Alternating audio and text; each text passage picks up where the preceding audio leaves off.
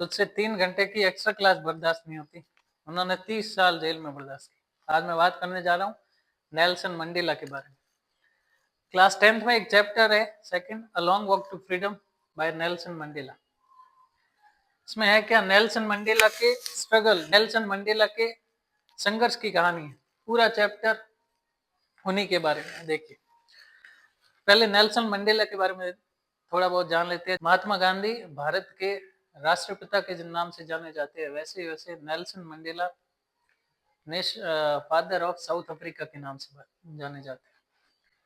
उनके बारे में 2-3 चीजें मैं बता देता हूँ। उनको साउथ अफ्रीका में प्यार से मैडीबा के नाम से जाना जाता है। मैडीबा, उनको एक रेस्पेक्ट के नाम से या रेस्पेक्ट देने के सेंस में उनको मैडीबा के नाम से जाना जाता है। 1-2 चीजें और आप गौर करना, उनको नोबेल प्राइज मिला था 1937 में, नोबेल पीस प्राइज, है ना।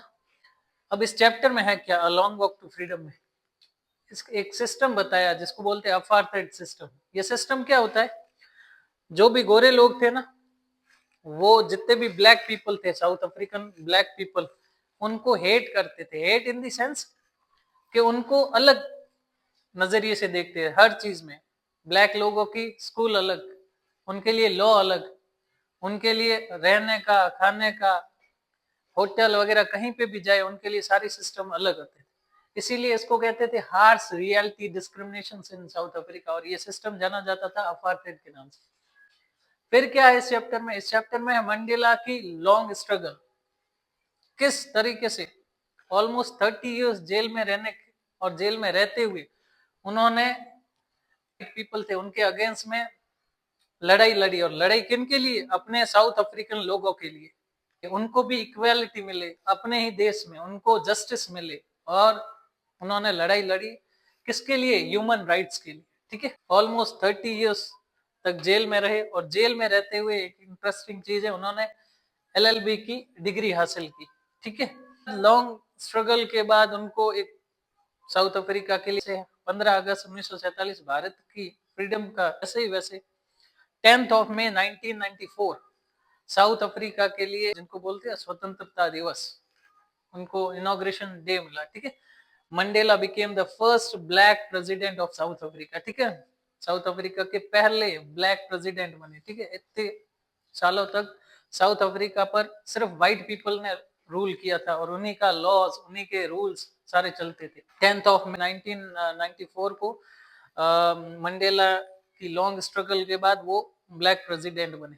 10th of May 1994 को उन्होंने स्पीच दिया। उन्होंने स्पीच में 2-3 चीजें मेंशन की जो अपने चैप्टर में भी है, और ये आप बकायदा आपके क्वेश्चंस वगैरह लिखते हो, ये मेंशन करने की काम आती है। करेज की definition, courage is not the absence of fear but the trumpet over it. ठीक है ना, उन्होंने साहस के बारे में छोटी सी डेफिनेशन बताई है कि साहस क्या है। साहस वही है कि आप अपने भय पर काबू पा लो और उस पर जीत हासिल कर लो। फिर उन्होंने अपने स्पीच में 2 ऑब्लिगेशंस बताए। ऑब्लिगेशंस इन द सेंस कि आपकी ड्यूटीज किस किस के प्रति होती है, रिस्पॉन्सिबिलिटी किस किस के प्रति होती है। कोई भी आदमी है, उसकी रिस्पॉन्सिबिलिटी बड़े लेवल पे, बड़े तौर पे 2 चीजों के प्रति होती है। एक तो अपनी फैमिली के प्रति, और दूसरा अपने नेशंस के प्रति। ठीक है, तो उन्होंने ट्विन ऑब्लिगेशंस करके ये सारी चीजें बताई कि ट्विन ऑब्लिगेशंस क्या, कि duty towards family and duty towards nation. उन्होंने क्या लास्ट में एक और चीज मेंशन की जिसको बोलते हैं dream of rainbow Nations.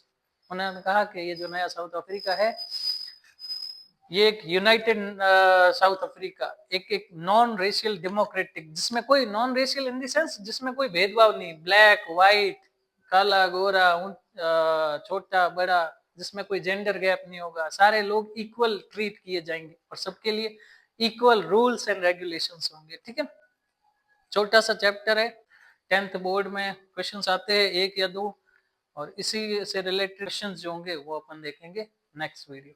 Thank you.